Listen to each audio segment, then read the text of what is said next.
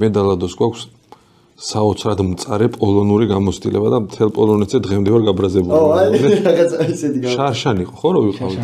შარშან წინ კრაკოვში ჩავედით და ვალუტის ჯიხურში ფული უნდა დავახურდაო და იქ პოლონურად უწერია თორმე რომ ფულს რო ხელს მოგიდებ, მორჩა იქ. უკანა აღარაფერი აღარ გიბრუნდა.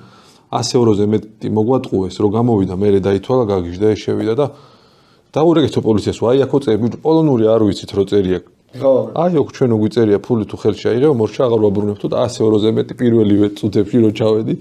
არა, ვაი. ხო, ანუ რა იყო ახლა დიდი გამოცდილება მოგზაურობის არ გქონდა, მანამდე ვიყავით სულ 2-3 ქვეყანაში ნაყოფი და არც ერთხელ არ შევკუთხვევი ასეთი რაღაცა და იმის მერე სადაც ყოფილი ვარ, სანამ გადავახურდავებ, ოფიციალურ კურსს ვნახულობ, ნუ ოფიციალურ კურსთან დიდი სხვაობა როგორც წესი არ არის სავალუტოში, არის 2-3 თეთრი პირობით რო და ამათ 5 ლარამდე გქონდათ ამის სხვაობა და ну არა უშუალოდ თქვენ გქონდათ უკვე ფული? უკვე გაცვლილი იყო. იმას გქონდათ არის და არა შანსი არა რა გქონდა პოლონურად რომ ხელაზე წერია ბიჭო არ ვიცი ეს პოლონური რატო უნდა ვიცოდეთ ხო? არა ეგეთი შემთხვევები რომ მაქვს ახლა თქვენ ფული მიეცით თორე ის რო არ მიგეცა იტყოდა რაც გინდა ისქენი აჰა და ხო რა თქმა უნდა მაგრამ უკვე წადი მიჩივლე აი ტაქსისტებმა რო იციან ხოლმე რო ატყუებენ რა ტურისტებს რა მანდ მაგ ეგეთი ყოველთვის რა მე ფული არ მიმიცია ჯერ მიმიყვანა არ გაძლევ რა მე ვფიქრობ ამდენი უნდა მოგცე თუ გინდა და თუ გიღირს პოლიციაში და არეკეთ მე გადავდივარ ხოლმე რა და შანსი არა ეხა იმან მომად იმიტომ რომ მე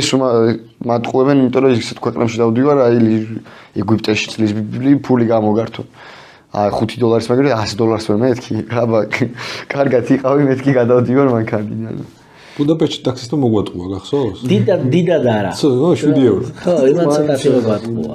მაგრამ იმაზე გული მწყდება ხოლმე და ბრაზდები კიდეც ქართველებს რო ლანძღავენ, რომ აი აქ რო იციან, სხვაგან არ იციან, ევროპაში იციან და აზიაში იციან და პინგვინებად შეიძლება მოგვატყუა მიკროჩხა.